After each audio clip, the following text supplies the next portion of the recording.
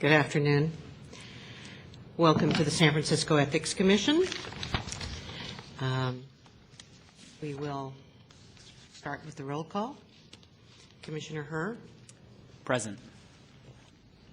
Commissioner Rennie. Here. Commissioner Studley is excused.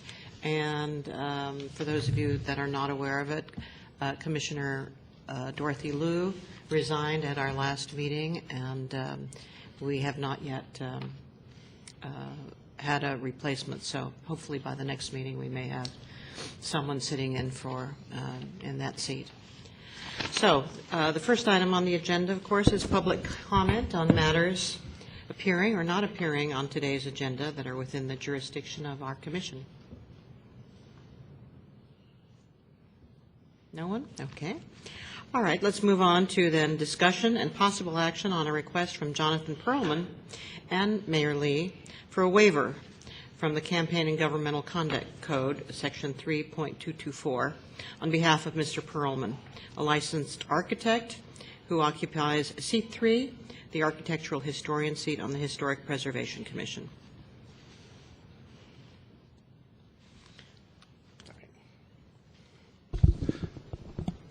Thank you, Commissioners. My name is Jonathan Pearlman. I'm a practicing architect here in San Francisco and now serving on the Historic Preservation Commission.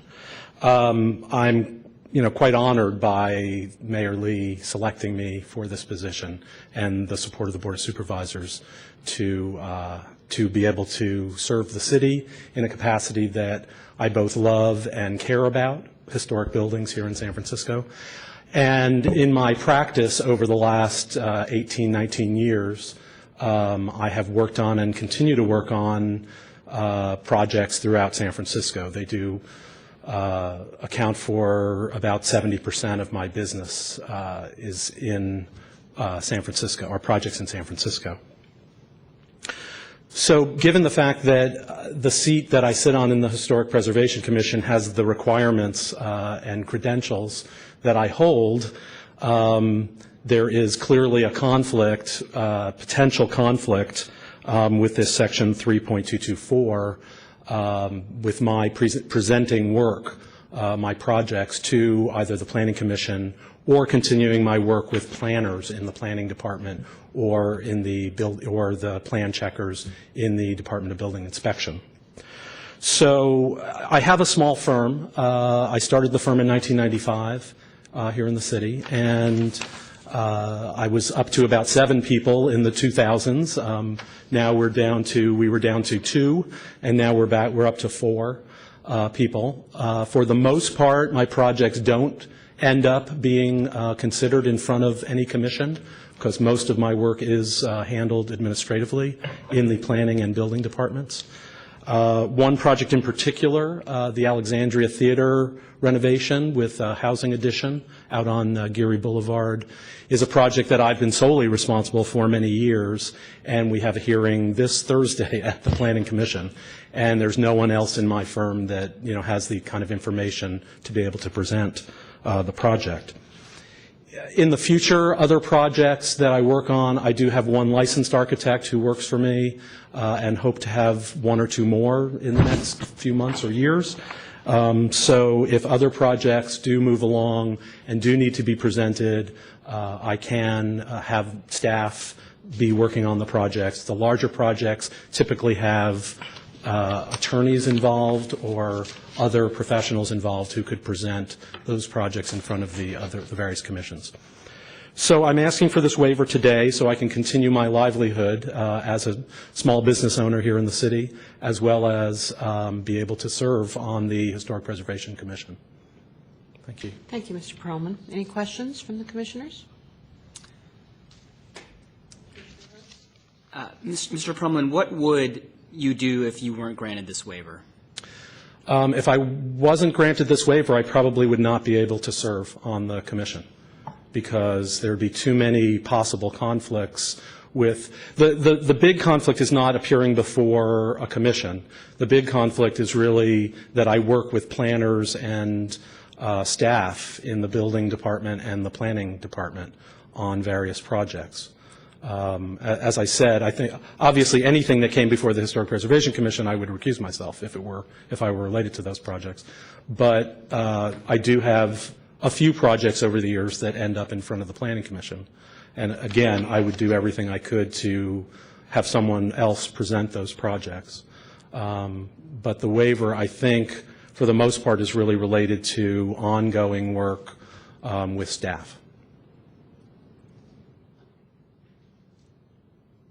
My understanding is that the requirements necessary for seat number 3 on the board are very difficult to find. Is that your experience?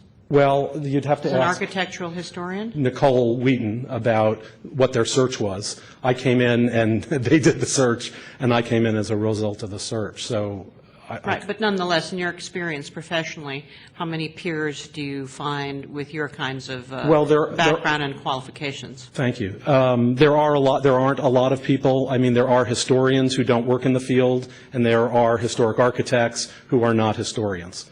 So I think there's a very small group of people who kind of cross over and do both. Okay. Do you have any information as to whether or not in the past anyone who served in the seat that you're sitting in, the 3, has also sought a waiver? There's only been, the commission was started in 2009 as a vote, Prop J in 2008. So there's only been one person in that position, it was Charles Chase. And Charles is a partner in a very large firm. So any project that would be handled by his firm, but it is a firm that specializes in historic work, preservation work. I don't think he asked for a waiver because I believe there's many staff members who would be working on projects that he himself wouldn't have to be presenting. So that your sense is that because he had a lot of associates and a lot of other architects, when they went before, say, the Planning Commission or something, even though it was a firm in which he might have been a principal, right? That was deemed, as you understood it, to be sufficient separation. Architectural Resources Group, which is the firm he's associated with, is a very well-respected firm, and it's been around for a long time. I don't know how much work they actually even do in San Francisco. A significant amount of the work is not in San Francisco. So there may not have been many projects over the last 4 years. But again, I think that if it's a staff member who's been handling a project, that would take away some of the potential conflict. Now, if we were to grant you the waiver, I take it you would be sensitive to the fact that to the public it could appear possibly that because you were a commissioner and you went before the Planning Commission or whatever body it might be, Public Works, that your projects were involved in, that you would be very sensitive to the fact that you could not in any way sort of use that position to bring any kind of influence or vice versa. Right. Yes, I appreciate that question very much. Over the last 4 or 5 years, I've only had 2 projects that have ended up in front of 2 in front of the Historic Preservation Commission, 1 at the Planning Commission. It's not a common occurrence. We haven't had any at the Board of Supervisors. We haven't had any at the Board of Permit Appeals. I would be extremely sensitive, and as I said, I would find other people. Usually the teams will have someone else who can present those projects, an attorney perhaps, or the client. Some of my more sophisticated clients can present the projects on their own. So yes, of course, I would do everything I could to avoid any appearance of taking advantage of my position. Anything further, Mr. Pearlman? The mayor's office has a representative here. Maybe we could hear from her very briefly. Thank you very much. Good evening, Commissioners. Nicole Wheaton, the Mayor Lee's appointment secretary. How are you?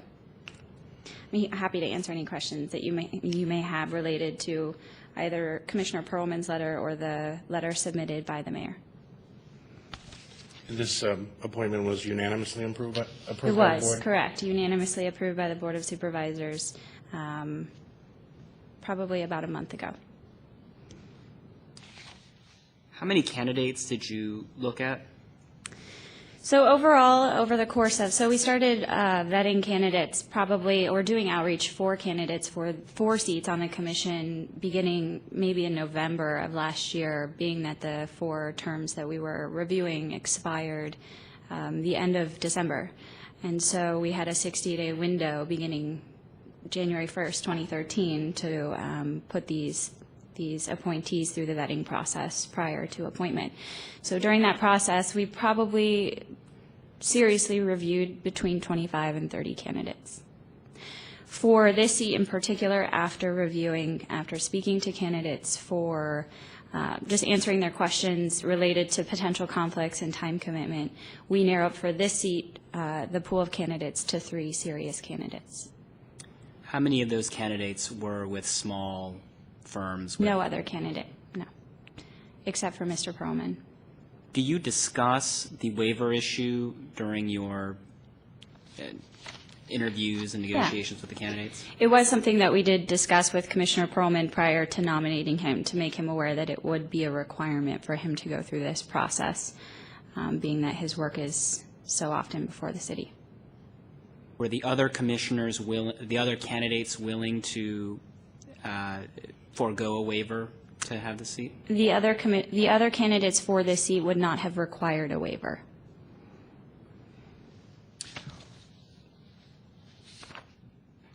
What about Mr. Pearlman? I mean, I've certainly read the letters and I've read the arguments in support, but what about Mr. Pearlman distinguished him from the other candidates such that you went with the candidate who you knew was going to require a waiver? That's a good question. The other 2 candidates were fantastic candidates as well. Both really cared about the city, really wanted to serve the city.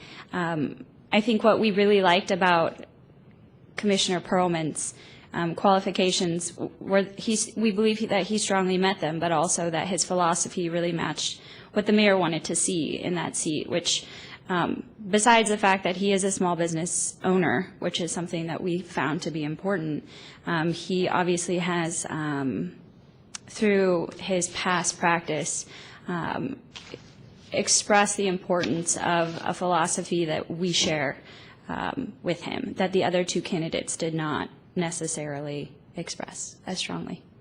So we found him to be the best candidate. Obviously, they were all 3 qualified, but we found him to be the best candidate and most aligned with the philosophy of the candidates that we were looking for. And can I ask you to articulate that philosophy? Absolutely. More than happy to.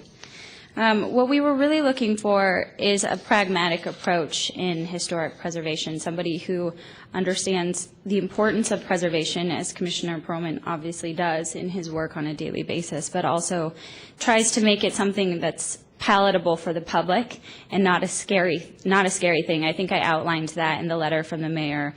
He has done that in a practiced way.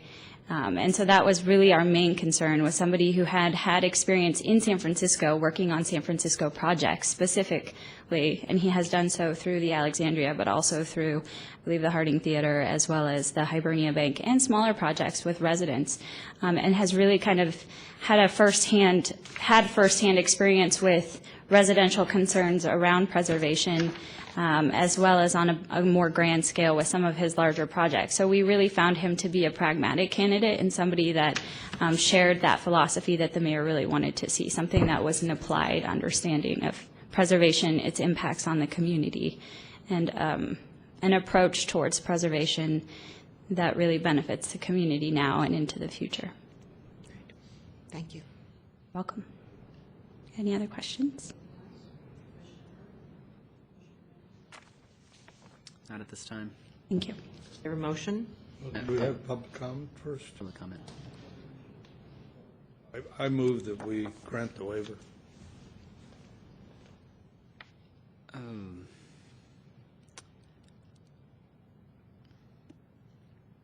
I'd like to hear public comment first. You can do that if you want. There is. So, any public comment on this request for a waiver?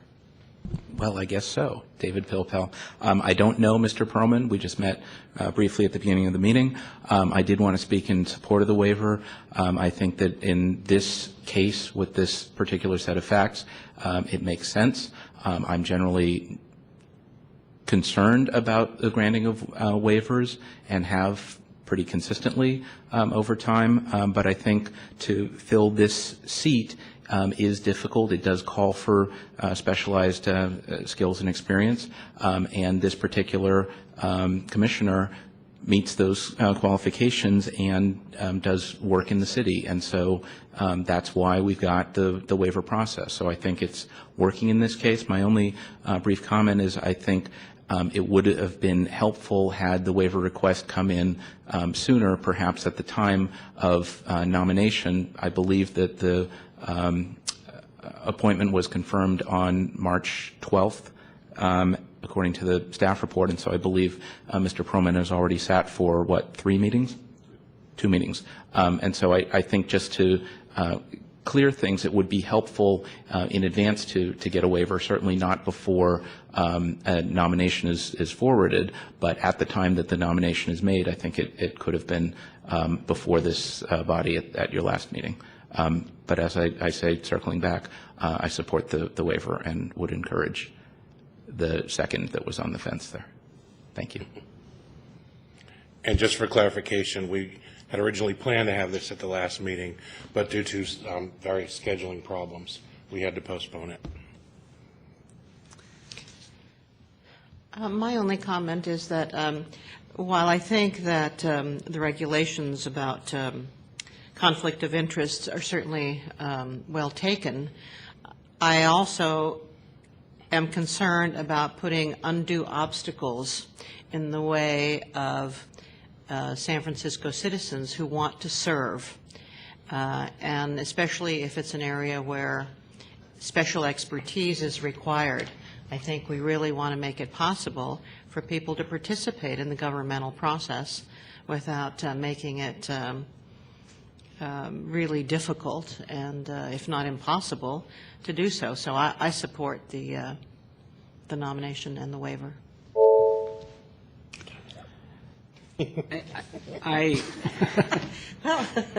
my time's up. I hear that and understand it. I guess with all of these waiver requests, I typically struggle with the term necessary. Is it necessary to enable the city to recruit qualified individuals? It sounds like there were other qualified candidates in this case. The seat 3 requirements don't even state that it has to be someone who's an expert in the Bay Area. It could be any North American expert in any North American city. I guess I think I'm inclined to vote to allow the waiver or to vote for the waiver, because I also recognize that if we don't grant a waiver in this situation, you're essentially saying that a small business owner could never participate in something like this. It's pretty clear to me that Mr. Pearlman would not be able to conduct his business without such a waiver, and really we'd be left with only people who work for large firms. And while that person may at times be the best candidate, I do have some concern about categorically eliminating a entire group of people. Well, I agree with that, and especially, in terms of the larger firms, the fact that someone else in the firm can appear before other commissions to speak on behalf of their project, I don't see the difference in terms of conflict. So, and I certainly am in favor of small business owners having a say and participating. So I agree with that. Commissioner Rennie, was there something else you wanted to say? Oh, I'll renew my motion of Okay. approval. Okay. I second that motion. All in favor? Aye. Aye. The motion passes. Thank you, Mr. Pearlman. You've been granted your waiver, Mr. Pearlman. Thank you for your service, Mr. Pearlman, and good luck, especially on the Alexandria project. I was going to say that one of the reasons why this got delayed was I've had a vacation plan for the last year that happened to be in the last 3 weeks. Couldn't have made it here anyway. I think that even though it doesn't state there, the memo. Next item on the agenda is discussion and possible action on proposed Ethics Commission regulations to require signers of electronic campaign finance reports to file a completed signature verification form with the Commission. I think we have a report on that. Yeah. Stephen Massey, I'm the IT officer. So last July, the governor approved Assembly Bill 2452, and that allows local agencies to accept campaign finance statements in electronic format instead of paper format. And during the same month last year, the Commission approved changes to CFRO, Section 1.112, that authorized the filing of electronic statements in San Francisco. Those changes were approved by the board and the mayor and went into effect in March. The Political Reform Act requires that the reports be signed under penalty of perjury and verified by the filer. The proposed regulations in the memo clarify how filers will sign those documents in electronic format. Staff has discussed possible ways of complying with the signature requirements with San Diego, Sacramento, and Netfile, who's our electronic filing vendor. We developed a process where the filer would sign a signature verification card, and in exchange, the filer would receive a signer ID and a secret PIN code, and the Commission would use that to verify the signer's authenticity. The signature card would only be completed once, and the signer ID would be used for all filings that are submitted with the Commission. San Diego actually implemented a version of this process in January for the first deadline of the year. What we're proposing in the memo is a similar process to San Diego with some additional security on it. In San Diego, the signature verification card is faxed into the clerk's office. What we're proposing is that the filer would need to sign it in person at the Ethics Commission's office or have the signature verification card notarized. So if there are any questions, happy to answer them.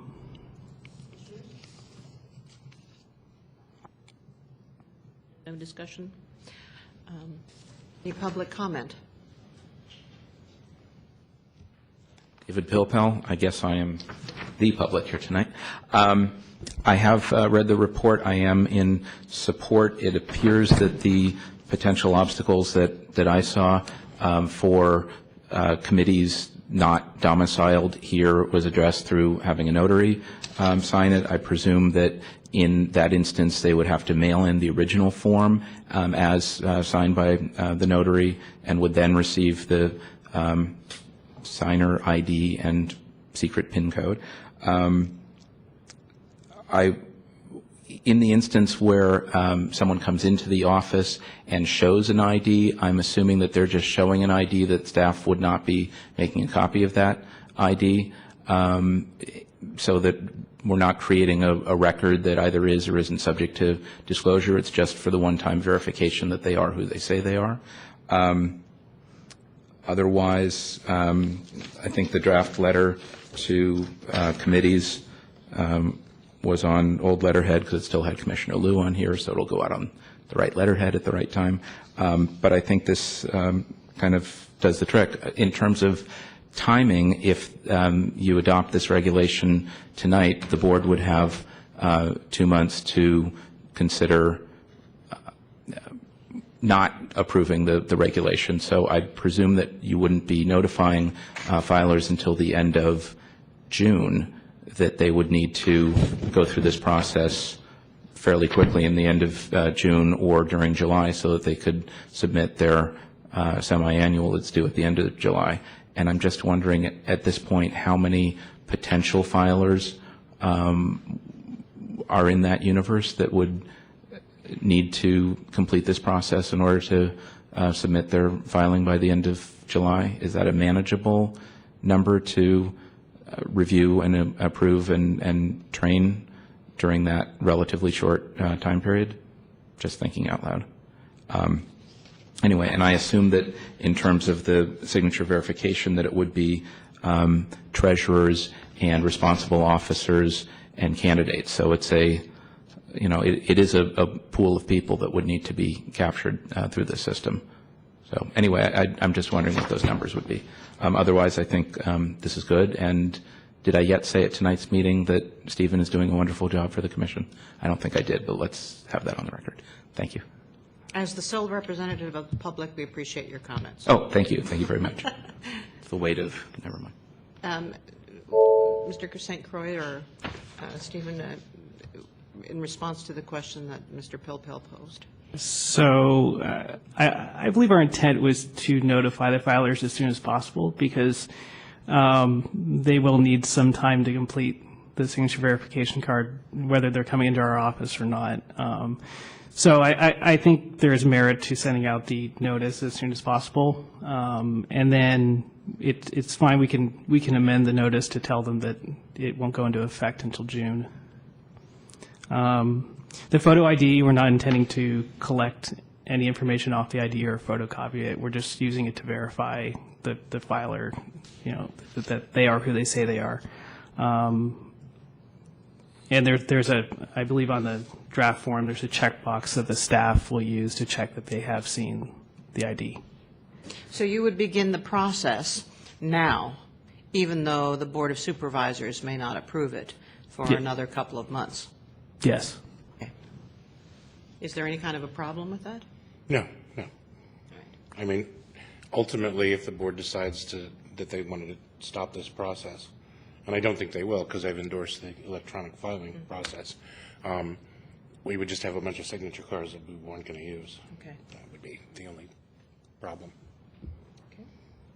Is there a motion? Oh, question for Mr. Massey. Are you aware of any fraud problems or anything that have come up as a result of how San Diego has used this process or other jurisdictions?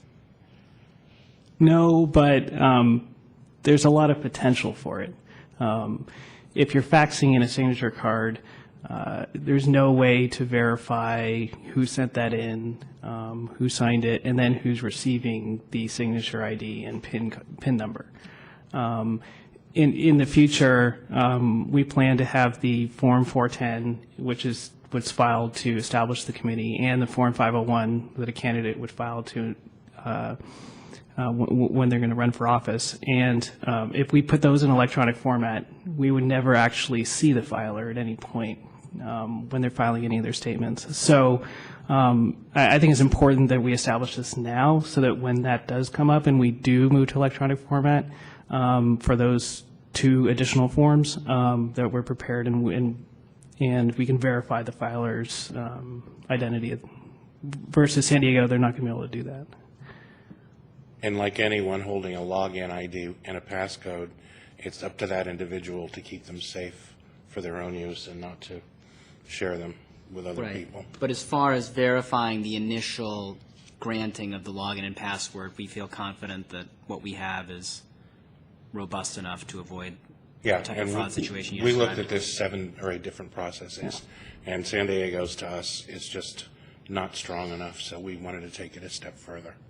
At least we will know that we provided the signer ID and PIN code initially to that individual. Whether they at a later date give that PIN code to their treasurer or not, we can't prevent that. But at least we would know that they were under control in the beginning. In San Diego, there's nothing to prevent the candidate's treasurer from faxing in the signature card and obtaining the signer ID and PIN code on behalf of the candidate. Obviously, we'll monitor this process too.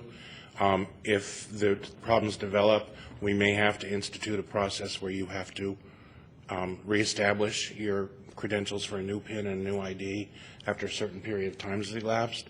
We don't have that in place now. We want to, run it for a while and monitor it, but we can institute further protections if they're going to be necessary. Any further comment? Mr. Pilpel? If I might, just a question that came up in thinking through this. For candidate-controlled committees where a candidate has to sign and the treasurer has to sign, there may be multiple committees where a candidate and treasurer, where it's not the same treasurer for that candidate. So will candidates and treasurers be able to independently sign off electronically on the form without disclosing their ID information to the treasurer so they have independent sign-off? I'm just sort of thinking through that. So one of the reasons we developed this is to separate the signers from the committee. So what happens in this process is there's a committee account and a filing is created in that account, usually by the treasurer. And then each individual will need to check in and verify that they have reviewed that statement before the statement can be filed into our system. So if for instance, the treasurer creates a statement and signs it, and the candidate has not yet signed it, it will stay in a pending queue waiting for that candidate to sign the statement before it will send out.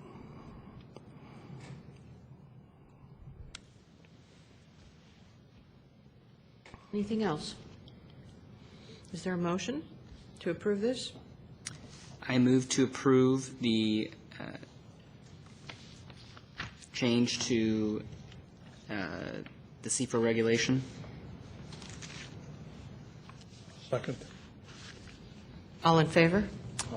Aye. Aye. Okay, the motion passes. Another computer issue, we're going to be discussing and taking possible action on Netfile contract, a renewal of that. So do you want to tell us about that? Sure. So the commission has a contract with Netfile, which is our electronic filing system vendor, and that contract will end in September of this year. The contracting process in the city is very lengthy, and it requires approval by many departments, and one of those departments is the Civil Service Commission. The Civil Service Commission takes into consideration whether the commission has determined that outsourcing is the most effective way of providing for an electronic filing system. The commission has previously entered into 2 contracts with Netfile to provide the system. It provides a system for campaign finance statements, lobbyist statements, and statements of economic interest. Netfile currently is the only vendor that is certified by the Secretary of State to file campaign finance statements, so we only have one choice of vendor. And that system is actually shared by over 20 cities and counties in California. So that has lowered our maintenance costs and allowed us to improve the system. So there is a brief memo of the various features we've added during the most recent contract period. I can answer any questions about it. I just want to add that this memo represents a lot of work. We spent a lot of time with Netfile, Stephen most of all, and carefully considering what our requirements are. We do get some benefits by being what are essentially their anchor tenant here, and we think about that carefully as we plan ahead. So the negotiations are crafted very carefully. The city has a lot of requirements for these single source contracts, and we go through over a lot of hurdles and through a lot of hoops. So this represents a really significant work product coming to this point. Any other discussion? Public comment? Oh, excuse me, Commissioner Herr. I had some questions for Mr. Massey on it. Well, first of all, thank you for your hard work on this and many of our electronic filing issues in our website. I think it really is one of the great assets of the Commission, so thank you for your work. Thank you. I guess I'm a little confused about this particular memo because it's not clear to me that we have a viable alternative. So what really are you asking? So prior to 2007, from about 1999 to 2007, the city had a system that could file one campaign finance form. And in 2007, the IT department came to the commission and announced that they were discontinuing support for the system. And they recommended that we outsource it because there was a vendor at the time that was capable, Netfile, of providing the same system, and they wouldn't have to rebuild it because rebuilding was going to cost a significant amount of money. Let me, I think, directly answer your question. We don't have an alternative here. Right. There's not anything out there. So if the commission decided that you didn't want to go in this direction, staff would very quickly have to try to come up with some sort of alternative, and we don't know what that would be. Right, which you've, I think you've already sort of looked at who else could do this, and it sounds And like there's no one nobody there. can. Yeah. And frankly, No. if we weren't really, really happy with this system, you know, we would, before we came to you, we would do some research on alternatives and say, this isn't working for us, we want to try something else. But this is working for us, so we'd like to keep doing it. What about the cost? Well, for the first time, we've maintained cost for 6 years static. In this contract, the costs are going to ratchet up. It's just been that long. I think that Netfile has been forbearing to ask for more for two reasons. One is the city has made fairly strong pleas to all vendors and contractors to the city to recognize the budget crunch that we've been through in the last several years. And they've sort of recognized that. And the other one is that by working with us to develop several additional platforms from the original set of capabilities, we've enhanced their ability to sell this product in other cities. So sort of as compensation, if you will, for helping them to get the product more desirable, they've kind of held their costs for us. But the reality of inflation and everything else is it's not really feasible for them to keep giving us what is ultimately a discount. And we are sort of ramping up the things that we're asking them to do in terms of further developments of the system. So we're asking for more, and it's just sort of natural that costs would increase. And do we know by how much it will increase? Do you have those numbers? I don't have it here, but the initial contract was between $90,000 to $100,000 a year, and I believe we're at less than $120,000 per year with this one. I don't remember the exact number. I think it's 117. Yeah, that sounds about right. Yeah. Seems reasonable. Okay. And my final question on this was, so do we just approve the sort of beginning to negotiate the contract, and then it's negotiated? Well, it's already negotiated. Okay. We have and we considered different I mean, we could have had the same price for 2 more years and then a really steep increase in the third year, for example. We thought it would be easier to digest if we kept the year-to-year amount static instead. And so we're through the approval process with some departments, but we need your approval before we go. There's like 7 different departments that have to sign off So on it's an this. endorsement. The actual thing that the commission needs to approve is whether it's contracting out as the most effective way of providing the electronic filing system, because that question is on the civil service report that they will consider. So, for example, Okay, so we're not here actually approving the contract. Right. Which we No, the haven't city will do seen. that. Okay, right. Got it. For example, the Human Rights Commission has approved it already, but we can't go to civil service until we get your endorsement on this. Public comment. David Pilpel, I am, again, supportive of this. Remind me, it was 100 and it's going to 117? Is that about right? Okay. I believe 117,000, although it seems high, is probably less than the fully loaded cost of a programmer at this level in the city. So if we were to do it in-house, it would probably cost more, and it would probably provide less functionality. It's not that I'm giving a general assessment of the Department of Technology, but, you know, anyway, I think this is the, what? No comment. No comment. I think this is the best course of action. They really do have a full suite of capabilities, and all of the documents that you approve that are subject to redaction, all of the filings that are provided, there's just a lot that we have now thanks to Stephen and this system, and at relatively low cost. So I'm very supportive of this. Thank you. Thank you. Did I mention what a great job Stephen's doing? Did I mention that? Is there a motion to endorse the contract so that it can move forward? So move. Second. I think the question is, the decision is that we determine that this is the most effective way of providing electronic filing system that meets the needs of the Ethics Commission. That's my motion, that we approve that.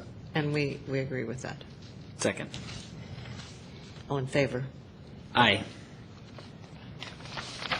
I should state that the Department of Technology does work with us and cooperates with us and very helpful in getting these things moving forward. Now, next agenda item is to consider the minutes of the Commission's special meeting on April 1st. The minutes of that meeting.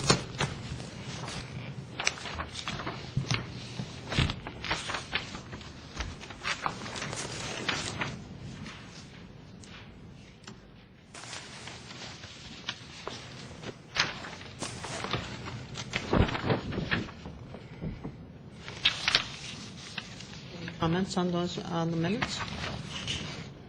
Any corrections, changes? Or Ms. we Opelka will tell approve? us of some. Public comment, right. I found no errors. The record should reflect it was too early in the morning. I was asleep. You were exactly right. And thank you. Excellent. Which proves that he watches the reruns. Move to approve? So moved. Second. All in favor? Aye. Okay, moving right along. Okay, there's two highlights for the Executive Director's report. I want to remind the Commissioners that the May meeting, if it's held on its regular day, would be on Memorial Day, and the building is closed. So we have moved it. That's going to stop us from meeting? Well, we can meet on the lawn, I suppose. The meeting has been rescheduled for Thursday, the 30th, due to Commissioner schedules. And I'll send you a reminder of that in advance of the meeting. We also plan to address the Board of Supervisors report that was conducted last year, and we expect that that discussion may take some time. So it could be a longer meeting, just so you know. The other thing I want to point out, and I'm very happy to point out, is the attachment to the ED report. It's a publicity piece from a private company called Socrata about an information portal that they've been providing for the city of San Francisco. San Francisco is doing a lot to try to get its information out there in sort of a one-stop shopping for city data. They have chosen to highlight the Ethics Commission's website in use of this product, and I think it just really speaks well for us. And again, Stephen left, but for Stephen's work in keeping the information that we have out there and easily available and accessible to the public. So I mean, it's not really about us, but it certainly sheds a favorable light on some of our efforts. So I just wanted to highlight that. Great. Okay. Well Any done. questions? Thanks.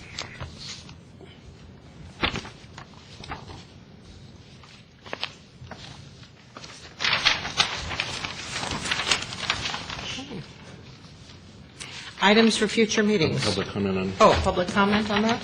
On the David Executive Pil- Director's report? David Pilpel, just wanted to point out that under item 2, apparently the staff has done as I asked and noticed where settlement agreements have been approved to reference them in that section of the ED's report. And so I thank you for that. Thank you. Okay, finally, items for future meetings.